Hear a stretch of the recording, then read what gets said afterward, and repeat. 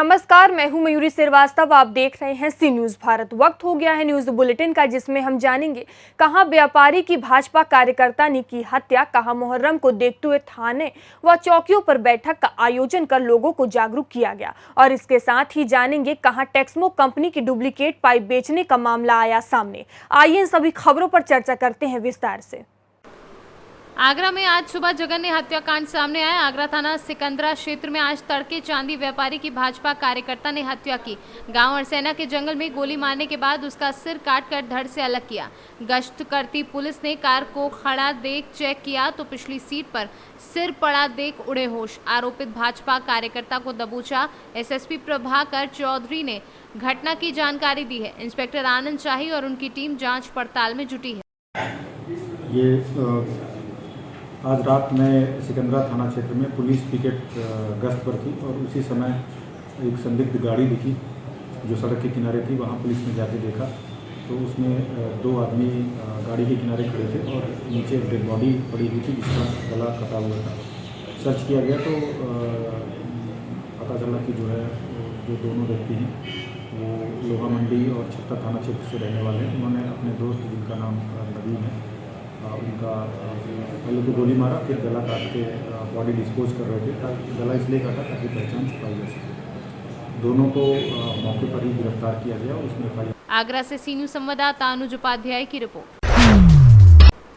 Police अधीक्षक राजकरण नैयर के निर्देश पर इन दिनों पूरे जनपद में मुहर्रम के त्योहार को देखते हुए थाना व चौकियों पर इस संबंध में बैठक आयोजित कर लोगों को जागरूक किया जा रहा है। इसी क्रम में नगर के ऑक्टेनगंज पुलिस चौकी पर अपर पुलिस अधीक्षक दुर्गा प्रसाद तिवारी, सीओ सिटी प्रति त्रिपाठी, शहर कोतवाल प्रवीण कुमार सिंह ने बैठक को संबोधित करते हुए कहा कि मुहर्रम का त्योहार शांतिपूर्ण तरीके से आप लोग मनाएं। शासन की गाइडलाइन के अनुसार जुलूस व ताजिया निर्धारित मार्ग से ही निकलेगा। मुहर्रम के जुलूस में आए ताजियादार, अखड़ादार, क्या दिशा निर्देश दिया गया सर? आज जो है हम लोगों ने यहाँ कोतवाली के ऑक्टेनगंज चौकी पर कोतवाली के क्षेत्र में निकलने वाले ताजिया और अखाड़ों के ताजियादारों और अखाड़ेदारों की मीटिंग किया है। उनकी समस्याओं को सुना है और उनको निर्देशित किया गया है कि सारे कार्यक्रम परंपरागत तरीके से होंगे। जो भी कार्यक्रम होते आए हैं और किसी भी प्रकार के अस्त्र शस्त्र का प्रयोग वर्जित है, उनका प्रदर्शन नहीं होगा। साथ ही उनकी जो समस्याएं हैं उनको भी निपटाने का प्रयास हम लोगों ने संबंधित विभाग को लिख करके कराएंगे।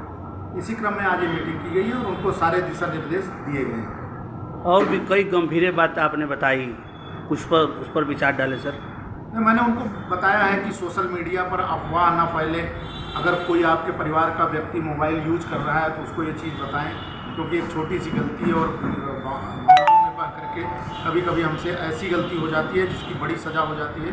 तो सोशल मीडिया पर चलने वाली अफवाहों से बचें और उसमें शामिल ना हों और अपने परिवार और अपने दोस्तों को भी बताएं कि इन सब चीज़ों से दूर रहें। बलिया से सी न्यूज संवाददाता राजू गुप्ता की report.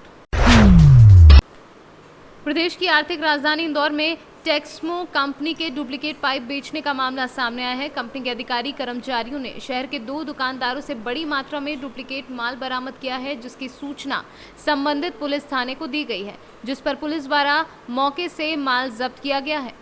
Texmo Pipes and Product Limited, Burhanpur, Madhya Pradesh से लीगल ऑफिसर हूँ। हम जो है तो Texmo Pipes and Product Limited एक BSc NSE कंपनी है और पूरे इंडिया में टॉप कंपनीज़ में आती है।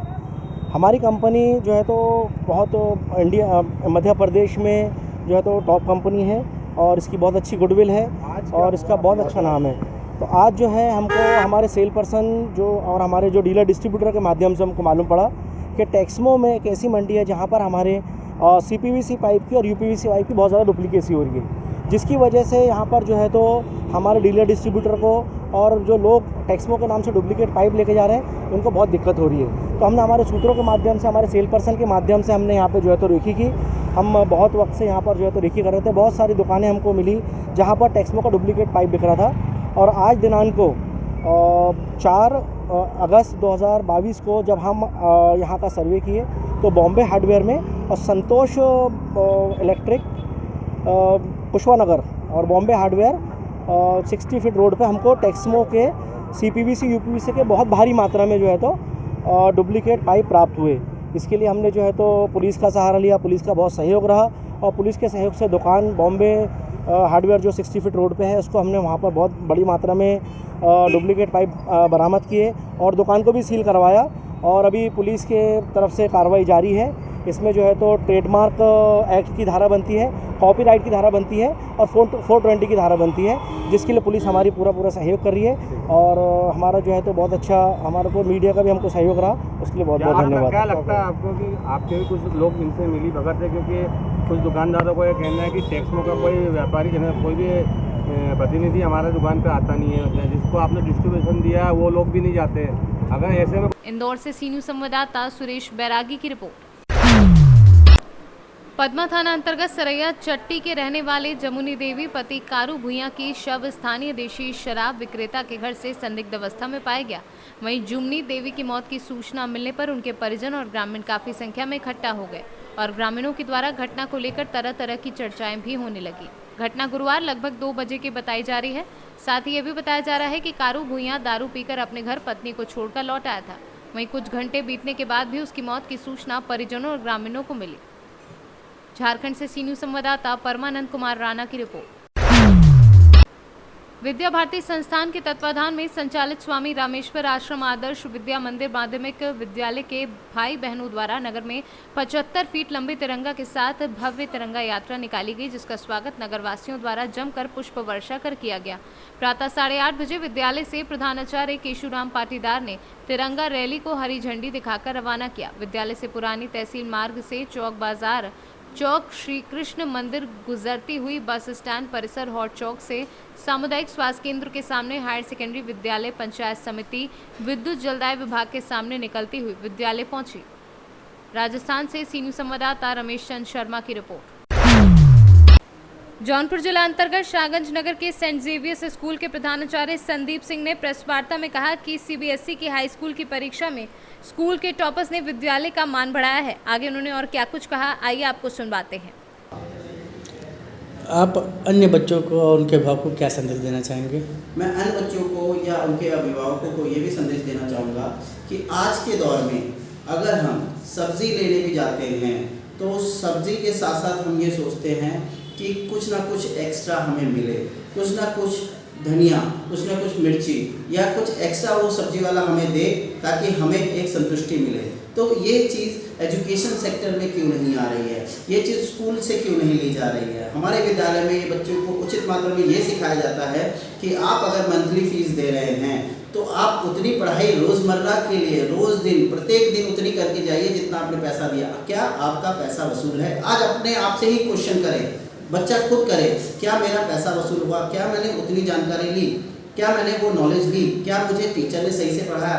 कहीं मेरा पैसा व्यर्थ तो नहीं जा रहा है? कहीं मेरा टाइम तो नहीं वेस्ट हो रहा है? क्यों? क्योंकि तो पैसा तो फिर आ जाएगा, कमा लेंगे, ठीक है, लेकिन जो समय नष्ट हुआ उसका क्या?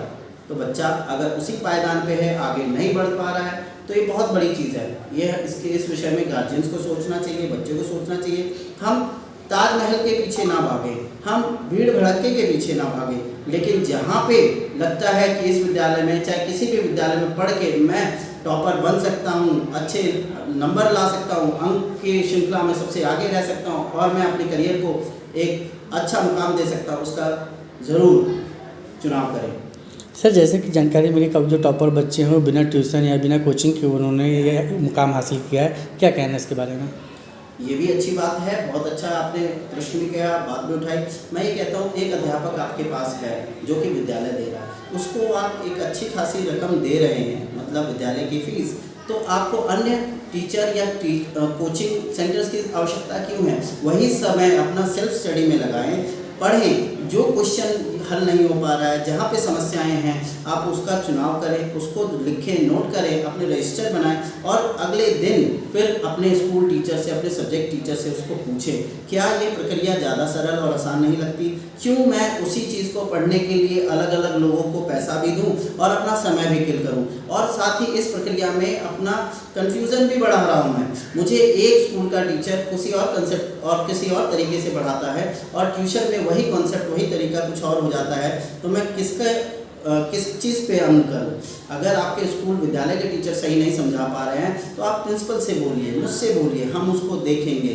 बदलना होगा टीचर बदलेंगे, सुधार की आवश्यकता है सुधार करेंगे। सर, जैसा कि आज आपने पत्रकार वार्ता आयोजित किया गया है, क्या कह रहे हैं इस पत्रकार वार्ता में? जी, सर्वप्रथम मैं अपने परिचय से शुरुआत करना चाहूँगा और मेरा नाम संदीप सिंह, प्रधानाचार्य saint Xavier's school Shahganj Jaunpur.